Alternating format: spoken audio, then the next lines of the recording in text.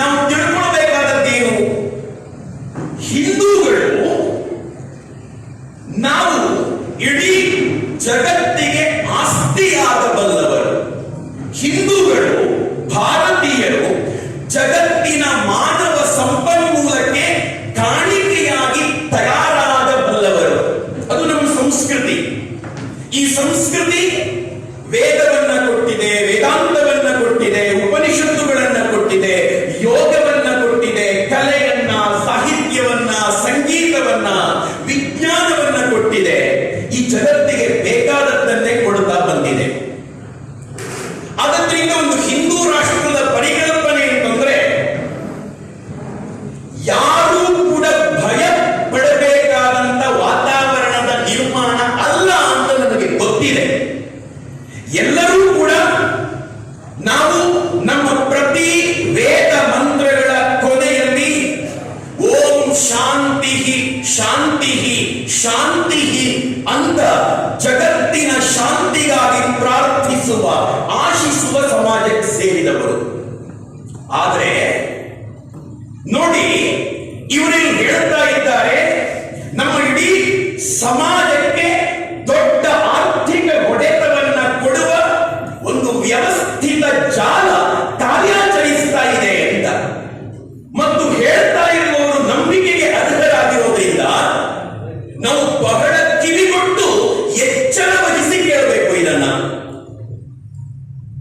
ನಮಗೆ ಬೇರೆ ಬೇರೆ ಸಮಸ್ಯೆಗಳಿವೆ. ಈಗ ತುಂಬಾ ಜನ ಭಾಷಣಕಾರರು ಹೇಳುತ್ತಾರೆ, ನಾವು ಹಿಂದೂಗಳ ಅಂಗಡಿಗೆ ಹೋಗಬೇಕು, ನಮ್ಮ ವ್ಯಾಪಾರ ವಹಿವಾಟುಗಳನ್ನ ಹಿಂದೂಗಳ ಹತ್ರನೇ ಮಾಡಬೇಕು. ಆಗಲ್ಲ ರೀ, ಅದು ಭಾಷಣದಲ್ಲಿ ಮಾಡೋದು ಬೇರೆ. ಸಮಸ್ಯೆ ಎಲ್ಲಿರೋದು, ಸಮಸ್ಯೆಯ ಮೂಲವನ್ನ ಹುಡುಕೋದು ಬೇರೆ. ನಾನು ತುಂಬಾ ಬಾರಿ ಹೇಳ್ತಾ ಇರ್ತೇನೆ, ಇದು ಸಾರ್ವಜನಿಕ ವೇದಿಕೆಯಿಂದ ಹೇಳಬೇಕಾದ ಸಂಗತಿಯಲ್ಲ. ಬೈಠಕ್ಕಲ್ಲಿ, ಆಂತರಿಕ ಸಭೆಗಳಲ್ಲಿ ಯಾಕೆ ಸಮಸ್ಯೆ?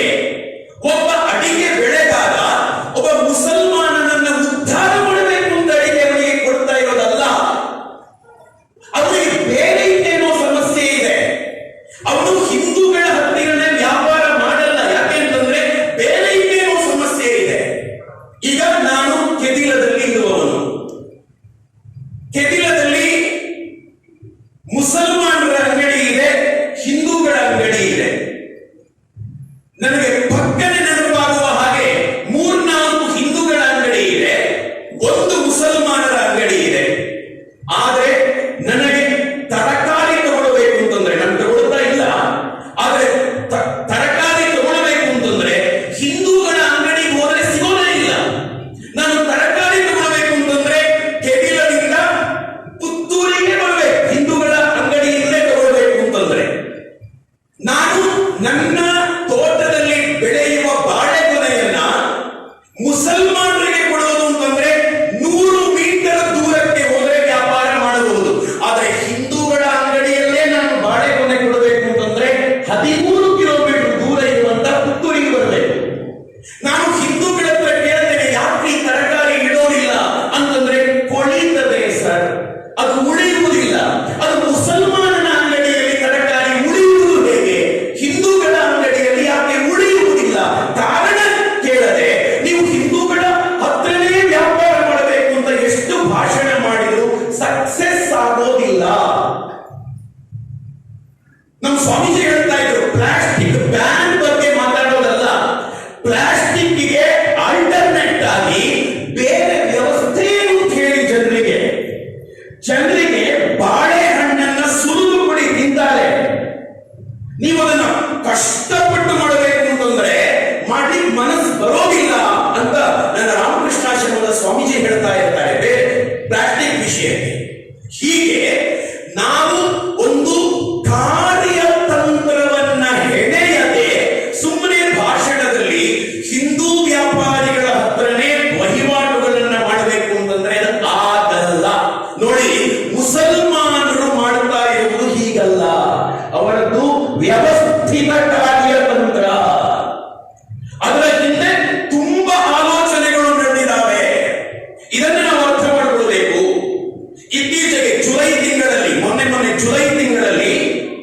ಬಿಹಾರಕ್ಕೆ ನಮ್ಮ ದೇಶದ ಪ್ರಧಾನಮಂತ್ರಿಗಳು ಹೋಗುವರಿದ್ರು.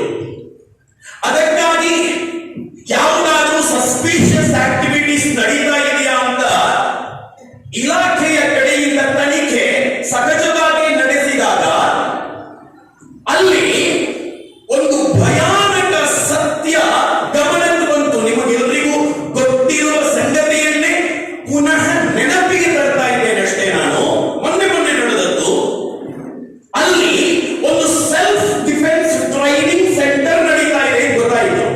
ನಮ್ಮ ಮಂಗಳೂರಿನಲ್ಲೂ ಇದೆ, ನಮ್ಮ ನವೀನಣ್ಣ ಕೂಡ ಮಾಡ್ತಾರೆ, ಜಿಮ್ ಹೇಳ್ಕೊಡ್ತಾರೆ. ಆತ್ಮರಕ್ಷಣಾ ತರಬೇತಿ ಅಂತಂದ್ರೆ ನಾವು ಜಿಮ್ ಅನ್ನು ಹೇಳ್ಕೊಡ್ತೇವೆ, ಕರಾಟೆ ಹೇಳ್ಕೊಡ್ತೇವೆ, ನಾವು ವ್ಯಾಯಾಮ ಕಲೆಗಳನ್ನ ಸನಾತನ ಸಂಸ್ಥೆಯಲ್ಲೂ ಹೇಳ್ಕೊಡ್ತೇವೆ. ಹೆಣ್ಣು ಮಕ್ಕಳು ತಮ್ಮನ್ನ ತಾವು ರಕ್ಷಣೆ ಮಾಡಿಕೊಳ್ಳೋದು ಹೇಗೆ, ಆತ್ಮರಕ್ಷಣಾ ತರಬೇತಿಯನ್ನ ಹೇಳ್ಕೊಡ್ತೇವೆ. ಆದರೆ ಇಲ್ಲಿ ಸಿಕ್ಕಿದ ಆತ್ಮರಕ್ಷಣಾ ತರಬೇತಿ ಕೇಂದ್ರ ಇಂಥದ್ದಾಗಿರಲಿಲ್ಲ. ಅಲ್ಲಿ ರೋಡ್ ಅಲ್ಲಿ ಒಬ್ಬನ ಮಂಡೆಯನ್ನ ಒಡೆಯುವುದು ಹೇಗೆ ಅಂತ ತರಬೇತಿ ಕೊಡಲಾಗ್ತಾ ಇತ್ತು. ಚೂರಿಯಲ್ಲಿ ಹೇಗೆ ಒಬ್ಬನನ್ನ ಇರಿದು ಕೊಲ್ಲುವುದು ಅನ್ನುವ ತರಬೇತಿಯನ್ನ ಕೊಡಲಾಗ್ತಾ ಇತ್ತು. ಇದರ ವಾಸನೆಯನ್ನ ತಗೊಂಡ RSSಗಳಲ್ಲ, ಸನಾತನ ಸಂಸ್ಥೆಯವರಲ್ಲ, ಪಾಟ್ನಾದ ಪೊಲೀಸರು ಇದರ ಜಾಲಾಡ್ತಾ ಹೋದ ಹಾಗೆ ಮುಸಲ್ಮಾನ ಸಂಘಟನೆ ಬೆಳಕಿಗೆ ಬಂತು. ಇದರ ಹಿಂದಿರೋದು ಅದರಲ್ಲಿ ಇಬ್ಬರು ಪ್ರಧಾನ ಮುಸಲ್ಮಾನ ಮುಖಂಡರು, ಅದರಲ್ಲಿ ವಿಪರ್ಯಾಸ ಒಬ್ಬ ಜಾರ್ಖಂಡ್ ನಿವೃತ್ತ ಪೊಲೀಸ್ ಅಧಿಕಾರಿಯಾಗಿದ್ದ. ಅವರ ಆಫೀಸಲ್ಲಿ ಒಂದು ಬುಕ್ಲೆಟ್ ಸಿಕ್ತು. ಆ ಬುಕ್ಲೆಟ್ಟಿನ ಹೆಸರು 2047ರ ಭಾರತ ಅಂತ. ಬ್ರಾಕೆಟ್ ಅಲ್ಲಿ ಇದು ಆಂತರಿಕ ಸರ್ಕ್ಯುಲೇಷನ್ ಮಾತ್ರ ಅಂತ ಬರೆದಿತ್ತು, ಹೊರಗಡೆ ಅಲ್ಲ ಅಂತ ಬರೆದಿತ್ತು. ಅದರಲ್ಲಿ ಎಷ್ಟು ಚಂದದ ಕಾರ್ಯತಂತ್ರ ಹಾಕೊಂಡಿದ್ರು ಅಂತಂದ್ರೆ 1947 ಕಳೆದು ಸರಿ 100 ವರ್ಷ ಅನ್ನುವ ಒಂದು ಯೋಚನೆ, ಒಂದು ಟಾರ್ಗೆಟ್ ಅವರದ್ದು. 2047ರಲ್ಲಿ ಇಡೀ ರಾಷ್ಟ್ರವನ್ನ ಇಸ್ಲಾಮಿಕ್ ಕಂಟ್ರಿ ಮಾಡೋದು ಹೇಗೆ ನೋಡಿ. ಸನಾತನ ಸಂಸ್ಥೆಯವರು ಹಿಂದೂ ರಾಷ್ಟ್ರ ಮಾಡೋದು ಅಂತಂದ್ರೆ ಇದು ಮಾಡೋದಲ್ಲ, ಇದು ಸಹಜವಾಗಿಯೇ ಈ ಧರ್ಮ ಹುಟ್ಟಿದ ನೆಲ ಇದು. ಇದು ಈಗಾಗಲೇ ಹಿಂದೂ ರಾಷ್ಟ್ರ ಆಗಿಯೇ ಇದೆ. ಇದು ಜಾತ್ಯತೀತ ರಾಷ್ಟ್ರ ಆಗಿರೋದು ಹಿಂದೂ ಸಂಸ್ಕೃತಿಯ ಹೃದಯ ವೈಶಾಲ್ಯದಿಂದಲಾಗಿ. ಯಾರು ಜಾಗಕ್ಕಾಗಿ ಬಂದರೋ, ಯಾರು ಬೇರೆ ಬೇರೆ ಆಕ್ರಮಕ ಶಕ್ತಿಗಳನ್ನ ಎದುರಿಸಲಾಗದೆ ನೆಲೆ ಕೇಳ್ತಾ ಬಂದವರಿಗೆಲ್ಲ ಜಾಗ ಕೊಟ್ಟು ಅವರಿಗೆಲ್ಲ ಅವರವರ ಶ್ರದ್ಧಾ ಕೇಂದ್ರಗಳನ್ನ ಸ್ಥಾಪನೆ ಮಾಡಿ ಅವರ ಆರಾಧನಾ ಪದ್ಧತಿಯನ್ನ ಮುಂದುವರಿಸಲಿಕ್ಕೆ ಅವಕಾಶ ಕೊಟ್ಟಿದ್ರಿಂದ ಇದು ಈಗ ಎಲ್ಲರೂ ಇರುವಂತ ನೆಲ ಆಗಿದೆ ಅಷ್ಟೇ. ಆದ್ರೆ ಮೂಲ ಪರಂಪರೆ ನಮ್ಮ ಧರ್ಮದ್ದೇ. ಇದನ್ನ ಇಸ್ಲಾಮಿಕ್ ರಾಷ್ಟ್ರ ಮಾಡೋದು ಅಂತಂದ್ರೆ ಅದು ಬೇರೆ, ಅದು ವಿಕೃತಗೊಳಿಸಿದಂತೆ. ಹಿಂದೂ ರಾಷ್ಟ್ರ ಮಾಡೋದು ಅಂತಂದ್ರೆ ಗೋ ಬ್ಯಾಕ್ ಟು ಉಪನಿಷತ್ಸ್, ಹಿಂದೆಗೆ ಮರಳಿ ಅಂತ ಹೇಳಿದ ಹಾಗೆ. ಸಾವಿರಾರು ವರ್ಷಗಳ ಹಿಂದೆ ಈ ನೆಲ ಯಾರತ್ತೋ ಅವರಿಗೆ ಸೇರಬೇಕು ಅಂತ ಹೇಳಿದಂತೆ.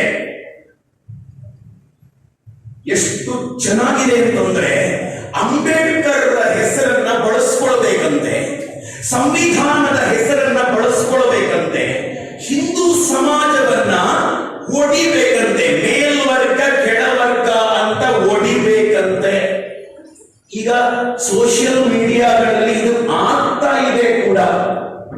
ನಾವು ಒಂದೇ ಸಂಸ್ಕೃತಿಗೆ ಸೇರಿದವರಲ್ಲ ಅನ್ನುವ ಭ್ರಮೆಯನ್ನ ಹುಟ್ಟಿಸಿ ನಮ್ಮನ್ನ ಒಡೆದು ಕೊನೆಗೆ ಅಂಬೇಡ್ಕರ್ರನ್ನು ಬಿಸಾಕಿ ಸಂವಿಧಾನವನ್ನು ಬಿಸಾಕಿ 2047ರಲ್ಲಿ ದೆಹಲಿಯ ಗದ್ದುಗೆಯನ್ನ ಏರೋದು ಹೇಗೆ ಅನ್ನುವ ಕಾರ್ಯತಂತ್ರ ಎಷ್ಟು ಚೆನ್ನಾಗಿದೆ. ಪಾಯಿಂಟ್ ಬೈ ಪಾಯಿಂಟ್ ಸಿಗ್ತದೆ ನಿಮಗೆ. ಹೀಗೆ ಹಿಂದೂ ವ್ಯಾಪಾರಿಗಳ ಅಭಿವೃದ್ಧಿಗಾಗಿ ನಾವೇನಾದರೂ ಕಾರ್ಯತಂತ್ರವನ್ನ ಮಾಡಿದ್ದೇವಾ? ಯಾವ ಕಾರ್ಯತಂತ್ರವೂ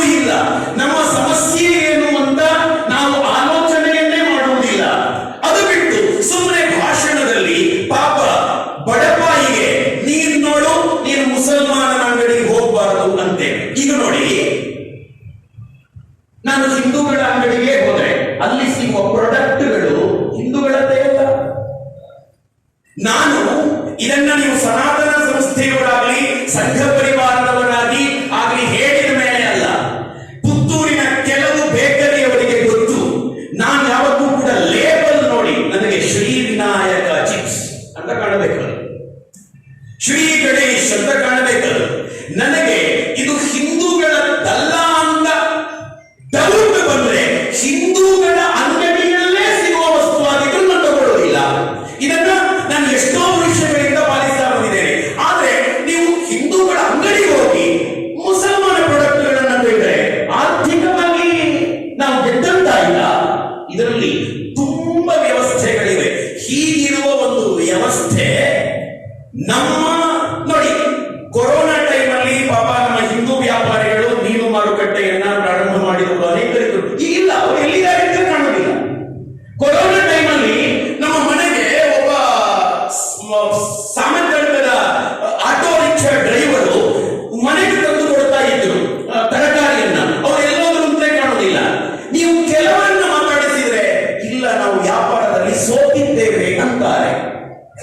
ಮೀನು ವ್ಯವಹಾರದಲ್ಲಿ ಅವರು ಗೆಲ್ತಾರೆ ಹೇಗೆ, ನಾವು ಸೋಲ್ತೇವೆ ಹೇಗೆ? ತರಕಾರಿ ವ್ಯಾಪಾರದಲ್ಲಿ ಈ ಸೋಲು ಗೆಲುವಿನ ಮೂಲ ಎಲ್ಲಿದೆ? ಇದನ್ನ ಹುಡುಕಬೇಕು ಅಂತ ನನಗೆ ಅನಿಸುತ್ತದೆ. ಈ ಹಿನ್ನೆಲೆಯಲ್ಲಿ ಈ ಹಲಾಲನ್ನ ಹುಡುಕಿದವರು ಮತ್ತು ವ್ಯವಸ್ಥಿತವಾಗಿ ಇದರ ವಿರುದ್ಧ ನಿಂತವರು ಸಾಮಾನ್ಯರಲ್ಲ. ಈಗ ಪ್ರಾಸ್ತಾವಿಕ ಮಾತನಾಡಿದ ಚಂದ್ರ ಮೊಗೇರ ಅವರು ಇಂಜಿನಿಯರಿಂಗ್ ಮುಗಿಸಿ ಜಾಬ್ ಮಾಡದೆ ತ್ಯಾಗದ ಬದುಕನ್ನ ಆರಿಸಿಕೊಂಡು ಪಾಪ ಸಮಾಜ ಕಟ್ಟಬೇಕು ಅಂತ ಯೋಚನೆ ಮಾಡ್ತಾ ಇರೋರು ಅವರನ್ನು ನನಗೆ ಗೊತ್ತಿದೆ. ಶಿಂಧೆ ಅವರು ಕೂಡ ಇಂಜಿನಿಯರಿಂಗ್ ಮುಗಿಸಿದವರು ಅಂತ ಗೊತ್ತಿದೆ. ಗುರುಪ್ರಸಾದ್ ಮತ್ತು ಸನಾತನ ಸಂಸ್ಥೆಯಲ್ಲಿ ಯಾರ್ಯಾರಿದ್ದಾರೋ ಅವರು ಧಾರಾಳವಾಗಿ ಕೋಟಿಗಟ್ಟಲೆ ದುಡಿಯಬಹುದಾದ ಅನೇಕರು ತ್ಯಾಗ ಜೀವನವನ್ನ ಆರಿಸಿ ಸಮಾಜ ರಕ್ಷಣೆಯಲ್ಲಿ ನನ್ನ ಜವಾಬ್ದಾರಿಯನ್ನ ನಾನು ಮಾಡಬೇಕು ಅಂತ ಹೇಳಿ ಆ ಗುರು ಸೇವೆಗೆ ಮುಡಿಪಾಗಿದ್ದವರು ಆದದ್ದರಿಂದ ನನ್ಗೆ ಬಹಳ ಸಂತೋಷ ಏನು ಅಂತಂದ್ರೆ, ಯಾರು ತಪ್ಪು ಮಾಡಿದರೂ ಬೈಯುವ ಜನ ಇವರು. ಅವರು ಕಾಂಗ್ರೆಸ್ ಅಂತ ನೋಡೋದಿಲ್ಲ, ಬಿಜೆಪಿ ಅಂತ ನೋಡೋದಿಲ್ಲ. ಸನಾತನ ಸಂಸ್ಥೆಯವರನ್ನ ಎಲ್ಲರೂ ಹತ್ರ ಸೇರಿಸಿಕೊಳ್ಳೋದಿಲ್ಲ. ಯಾಕೆ ಅಂತಂದ್ರೆ ಸತ್ಯ ಮಾತಾಡುತ್ತಾರೆ. ಆದರೆ ಸತ್ಯಮೇವ ಜಯತೆ, ಸತ್ಯಕ್ಕೆ ಜಯ. ಇದು ನಮ್ಮ ಸಂಸ್ಕೃತ ಋಷಿ ವಚನ, ಋಷಿ ವಾಕ್ಯ. ಸತ್ಯ